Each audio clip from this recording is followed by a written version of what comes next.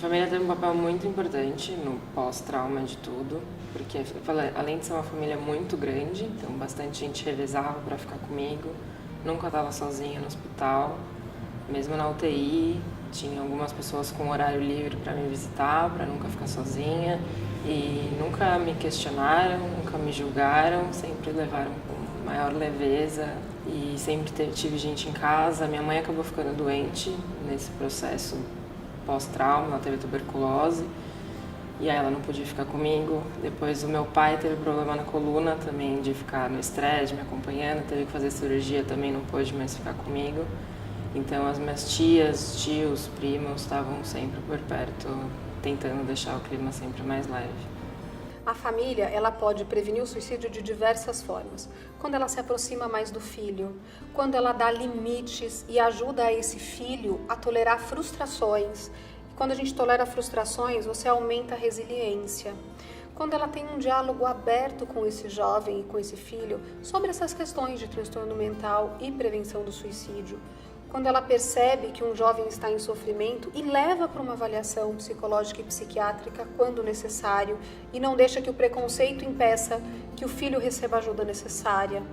Quando ela mostra que as coisas vêm por esforço e que as pessoas precisam fazer algo para conquistar, quer dizer, precisa de um merecimento para aquele jovem conquistar as coisas que ele tem e não que a vida lhe provê tudo. As famílias acabam muitas vezes querendo que o jovem seja feliz a todo custo. Ela pode também ensinar para o jovem de que a vida vale a pena ser vivida, que tem coisas duras, coisas difíceis, mas que tem muita coisa legal. Ela pode, através do limite, ensinar esse jovem a ir atrás do que ele quer, fazer com que ele tenha algumas tarefas dentro de casa. Mesmo que eu não esteja falando diretamente de prevenção do suicídio, você tendo esse tipo de comportamento e outros comportamentos, isso vai ajudar esse jovem. Quando ela não julga e ela acolhe, ela ouve, ela entra em contato com o mundo desse jovem e entende se ele está sofrendo, o que tem acontecido na escola. Quando ela se interessa, ela mostra que esse jovem é importante e fica de olho. Porque também, se ela percebe algum sinal, ela faz alguma coisa com relação a isso. A gente percebe pelos relatos dos jovens que nos ligam que há uma dificuldade de diálogo dentro de casa, de não acolhimento e uma falta talvez de afetividade. A gente percebe essa falta de afetividade na relação familiar. E isso é uma coisa que vem acontecendo e acontece naturalmente, as pessoas não percebem que ocorre, que isso se instala, cada um tem a sua vida dentro de casa, o tempo vai passando, as pessoas não percebem que esse processo de afastamento vai acontecendo, vai se instalando na família. E essa dificuldade, ela vai criando uma barreira, um conflito muito grande que o jovem ele não se sente compreendido e acolhido e até receia se abrir e ser ele mesmo com aquela família. Ele prefere muitas vezes se abrir com os amigos. Bem, a família tem um papel central na prevenção do suicídio, porque é onde o jovem passa mais tempo, onde ele mostra um pouco mais a intimidade dele. Muitas vezes a gente usa uma espécie de capote social e no meio social a gente não mostra exatamente o que está acontecendo com a gente. É quando a gente entra em casa que a gente pode ter um arrobo, uma crise de raiva, ou então fecha a cara, fica no canto. É dentro de casa que a gente percebe que não está comendo, que não está cuidando da aparência, aquela série que ele sempre via, deixou de ver, fica no quarto, não ouve mais música. Então, na verdade, é dentro de casa que a gente pode perceber que alguma coisa errada está acontecendo. Infelizmente, nos dias de hoje, todo mundo corre muito. O pai trabalha, a mãe trabalha, só se encontram à noite, são encontros rápidos. E a gente sabe, porque essa é a realidade que nos contam e a gente vê, fica cada um num canto, muito focado ou no computador ou então no smartphone, não há mais convivência.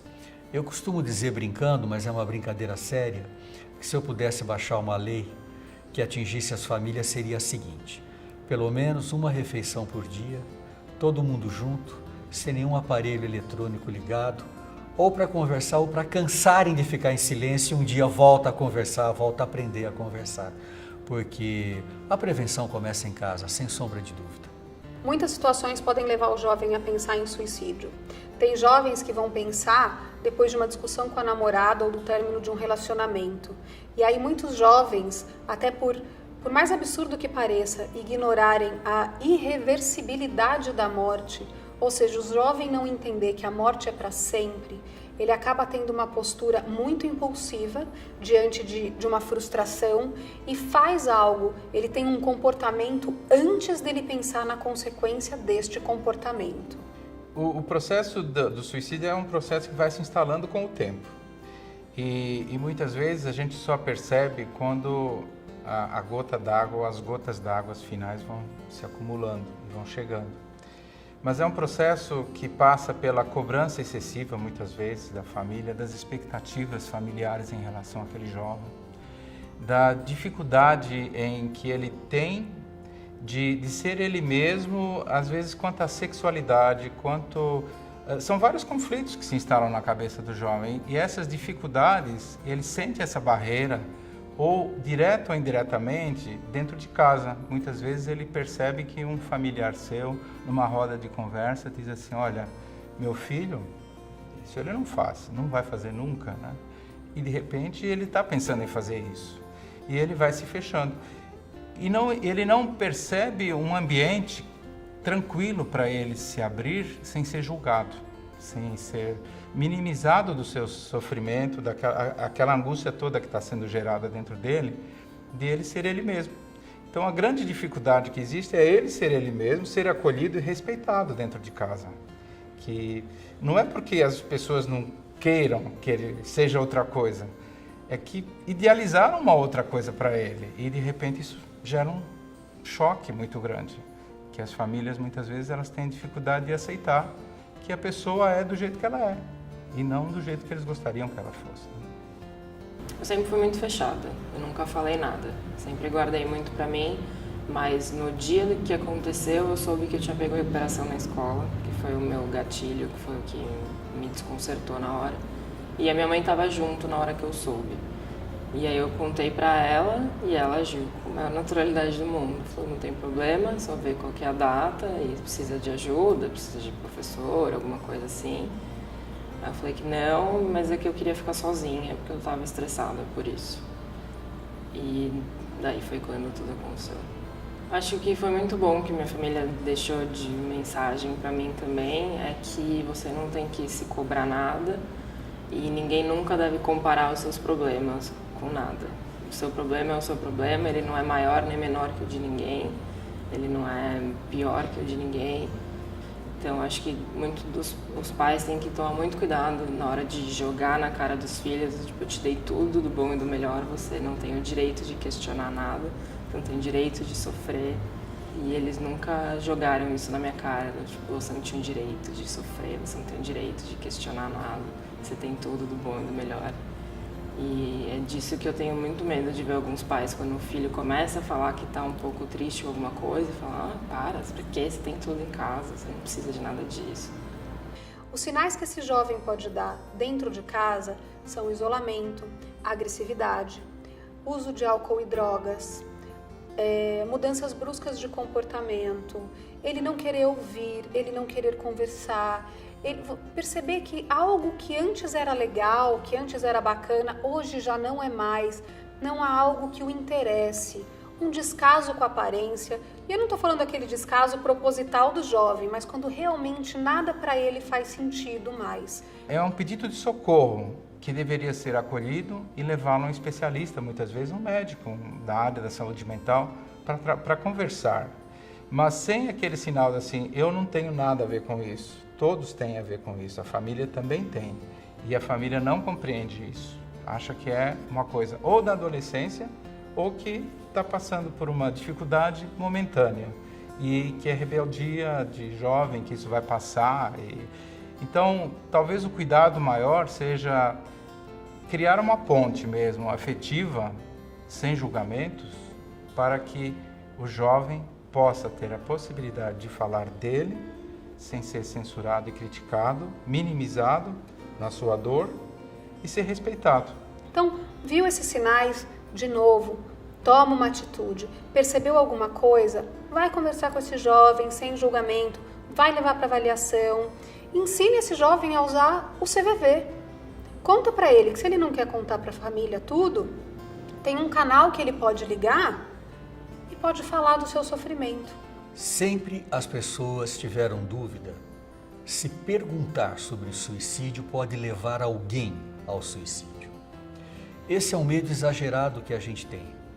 Porque quando a gente pergunta sobre ideias de pôr fim à vida, a pessoa que está conversando com a gente fica muito aliviada de poder falar o que ela está sentindo e pressionando tanto, às vezes há dias, meses.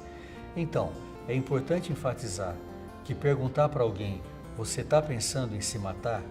Se essa pergunta vem no contexto de uma boa conversa e num momento de muita sensibilidade, com certeza a gente está fazendo um bem à pessoa e não provocando e não dando a ideia a ela de suicídio.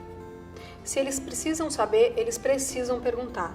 Então, pais e irmãos perguntarem para um adolescente se ele pensa em suicídio é bom, porque só assim eles vão saber se realmente ele está pensando nisso. Agora, se eles perguntarem de uma forma que julgue, de uma forma agressiva, aí não é legal. Então, tudo vai depender da forma, mas no geral duvidou, desconfiou, pergunta. Perguntar diretamente é importante, sim. É importante fazer essa pergunta, mas tem que ter cuidado e tem que saber o lugar e a hora de fazê-la.